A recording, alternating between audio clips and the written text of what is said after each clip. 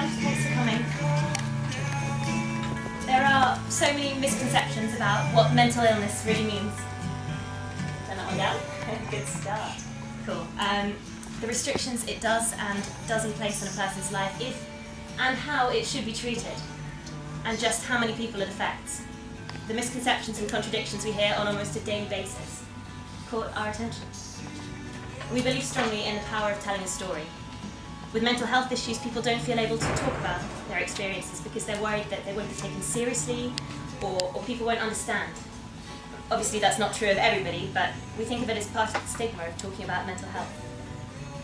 The attitude often seems to be that by talking about your experiences, you're drawing unnecessary attention to yourself and you're making other people feel uncomfortable.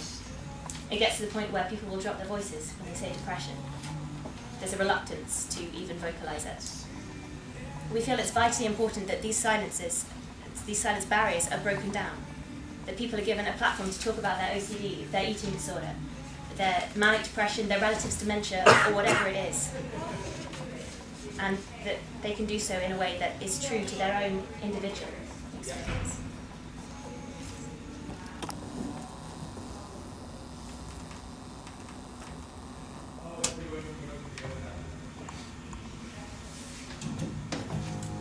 It turns out that the people around me have had troubles all their life. They didn't tell me until they had perspective, until it felt like the worst was over. I think I'm grateful for that, really. Now I feel like I can listen, truly listen. I have learned so much. Not to push, but to wait. To challenge gently. To be supportive. To admit when I just don't understand. To be honest. You have taught me so much, all of you. And none of you even know about the existence of the other. I might have mentioned a nameless friend of a friend who had felt a little bit like what you had said you felt. So you know you're not alone. But that no two individuals are identical. Do you know how strong I find it? It's incredible that after so many tough barriers, so many big things to be dealt with small actions, you have come to this place where you feel you can tell your story. If you want to. Or forget about it. If you choose. You have the biggest heart. You love. Even though you're afraid. You look after everyone. Always making sure that other people are okay. You listen to me and my silly worries. Most of all, you've taught me not to judge. Not even a little bit. You accept everyone so wholeheartedly. I respect that. I respect you for the things that I don't understand, but that you know too well. Sometimes it makes me sad.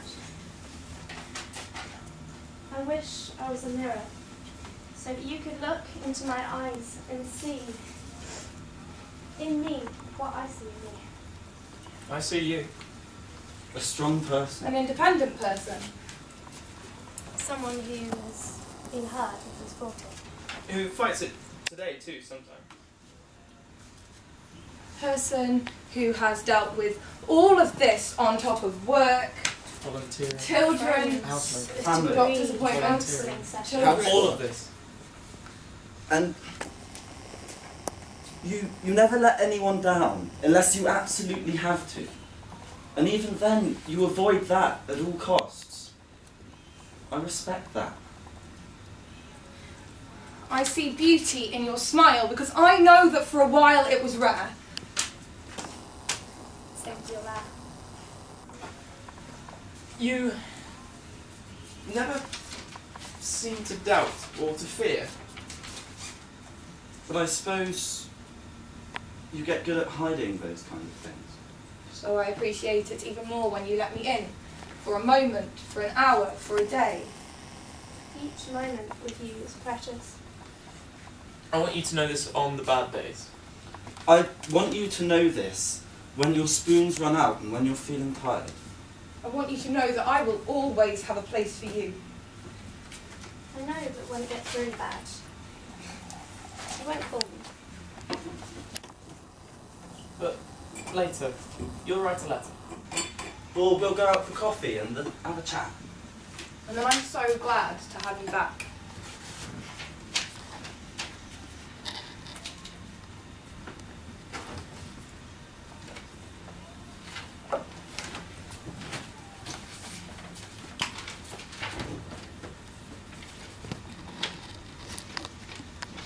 Dear team, I saw your notice up in Starbucks and the project really caught my attention. I think I could offer quite a unique perspective on this. And I'd like to be of support in any way I can. Hi Charlie. Please find attached text I've written for you. Really sorry it's longer than I intended and far longer than you need. Hi, I would imagine. I just wanted to ask about the confidentiality. Hey guys, It turned into a bit of therapy on its own. I've just completed I'm the more than wrong happy to revisit, rewrite sections that are of particular interest to you. But I think I'm a pretty good example of a About my safe thinking experiences. person. I find who has it's pretty normally the best way conservative to ideas express about how I mental feel. health issues. If those With kinds your of best wishes. voices will feature in your Sorry, discussion, I let me know if it'll be useful, interesting. Hi Charlie. Thanks very much appreciated. Absolutely happy to answer questions and write more. Fire away as and when you're ready. Oh dear, this is a bit of a long email. Apologies. I hope some of it makes sense and ask me any more questions if you feel like it. Hi Lizzie and Charlie. Goodbye. I'll be in touch when I'm back. think your project's a really good idea. If it's useful. Hello. I would love to be interviewed for this. My mum suffered from severe depression for the whole of my living memory, and I think there's a massive stigma about it, which is absurd. This sounds like a fantastic project, and I would really love to get Hey involved, Lizzie and And- Charlie. even if I haven't been personally I saw your group diagnosed. for the I'd theatre project and be would willing love to help out, either through talking about my own experiences to be or interviewed. through performing if you need any. It would be great to express such an important topic through theatre. Got a Since wide no one range. outside my family knows about my experiences with several psychologists, they really are idiots. And that I do use antidepressants still. I would appreciate it if my story would remain anonymous for now. Maybe at some point I will have the courage to own up, but even talking about it or thinking about it is hard to me. I'm not sure how much of my social anxiety is actually there due to some kind of chemical imbalance or misconnection in the brain, or how much is circumstantial and subsequently created by myself. As such, talking or even writing messes with my head, but it may be a good opportunity, and it is important that my story, amongst many, is out there. And there's always alcoholism, right? Just kidding. Tea is the answer to everything, as you know.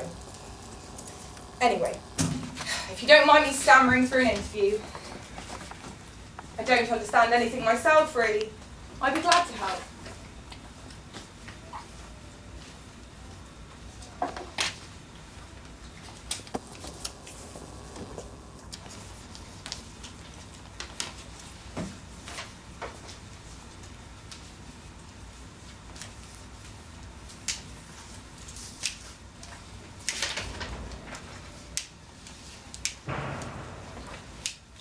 Could you introduce yourself? You can give as much or as little personal detail as you want. Could you describe your experiences of mental problems? I'm 19, currently a student. I consider myself a bit of a pessimist, but ultimately quite easygoing and fun. Yeah, I think most people would describe me as a bit of a joker, but hopefully, friendly and down to earth. I suffer, unofficially, from depression and obsessive compulsive disorder, both spring from a very unhappy time at school. the OCD came about from the need to separate that which made me unhappy from everything else. So I found myself cleaning in order to separate everything which my brain classed as bad from good. I'm not depressed. This quickly became a total compulsive disorder in which everything from objects to numbers became bad or good. I'm not depressed. I didn't class my depression as a medical problem until I was about 17, when it became obvious that this was a clinical problem in the way it presented itself. Depressed? And the problems it presented. What an empty, insidious word. Depressed is the 21st century must-have. A verbal drug injected into the social consciousness to deaden people's emotions, to distance them from their own unique pain. How did we get to this place? Where unhappiness is branded something shameful, something illicit. The old taboos have been cast aside by a new, liberated generation, porn and piercings and promiscuity, and replaced by a far more complex social stigma. The indignity of sadness. What an inversion of values. Leave a condom wrapper lying around like some latex badge of honour, and the modern day parent will probably laud their kids' maturity, throw them a party, but catch a teenager crying, it's an original sin! A perfectly reasonable, perfectly human act, tainted with that glorious social dye, guilt. Takes all the romanticism out of it, don't you think? Why trivialise it with the tawdriness of science? So hyperbolic, so Hollywood. Big screen drama, conveniently packaged into bite-sized chunks for parents to foist off on their offspring. Oh, go see a counsellor, it'll help you understand. Bullshit! Since when did talking equal understanding? But we crave clarity. Everything must have a cause, and more importantly, a label.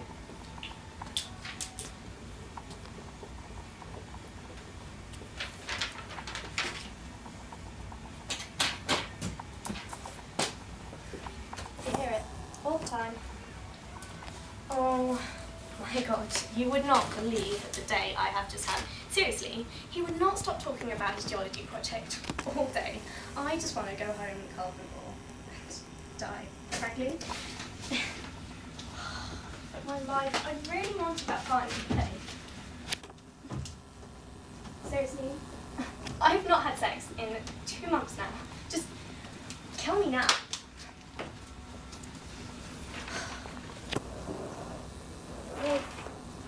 Yeah. Yeah, no, yeah, I really wanted to, but, like, Mum and Dad just being such dicks about it. Yeah, I know. I hate them. I hate my life.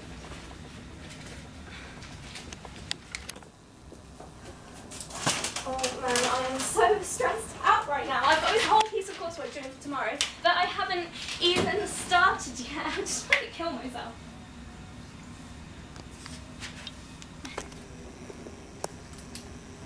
Something which might affect you for a time has absolutely no influence on the people around you, even your friends.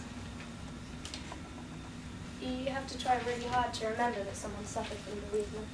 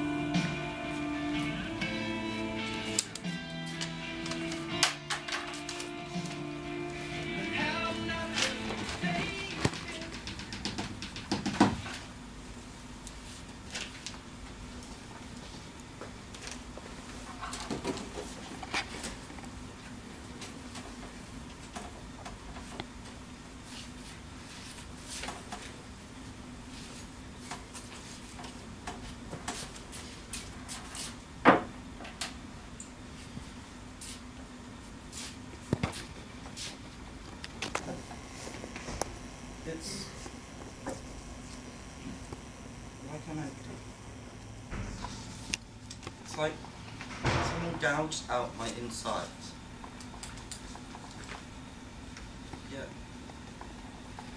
Yet I feel full. Like someone's stuffed my insides with sand.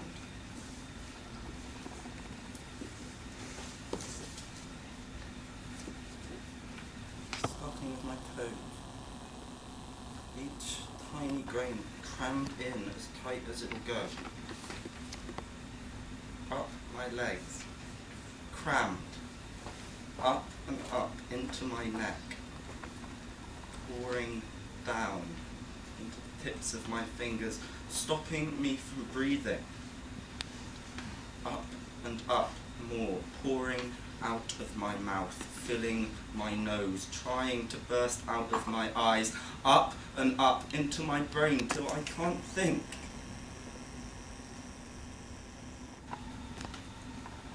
I feel like a sandbag, so heavy and lifeless.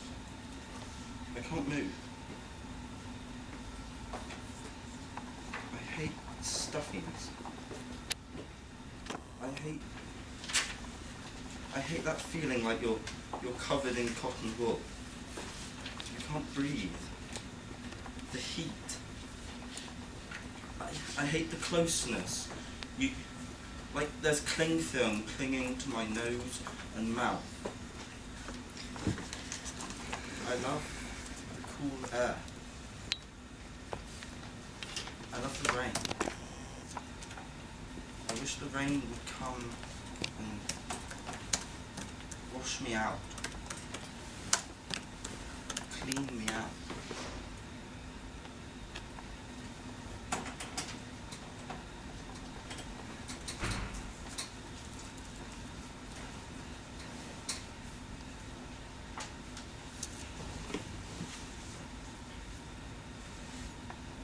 I see you. I see the drawn look in your eyes. I see the inability to conjure a smile from an empty place inside you. I see the resigned plod. I see the dead weight that holds you stuck. And there's a pain in me that knows. I see the panic invade your face. I see the veneer crack and tumble and the shoulders shudder. I see something surface, panic and howl and writhe. And I know it. I know it, and I struggle with the tears that cry out to yours. I see your blank gaze. I see you tumbling away from where we are. I see you slip from coping, lose the easy grasp you had, see the wave engulf you from out of nowhere. I see you disappearing inside yourself, and I've been there in me too. I see you tense and taut, nails digging into the palms of your hands. I see you quietly, controlledly deprive yourself, punish yourself. I see the toll it takes. I see the shadows, the dents, the impressions you inflict. Something turns in my stomach in pain, in empathy, in horror, in sorrow, in pain, because I know. I know.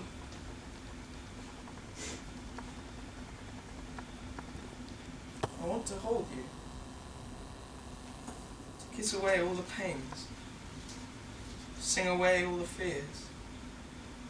Smooth away all the anxieties. Scour away all the doubts. I want to stand with you, defiantly, to mock and scatter the untruths, the clouds. I want to be with you. Never let you face any of it alone. I want to lift you, to carry you, to coax easy smiles from deep inside you, to hear your laughter roll, to see your face crease with joy, to hear you tease me, to see you relish, and indulge, and delight, to see you free, to see you secure, see you soar. I want this so desperately for you.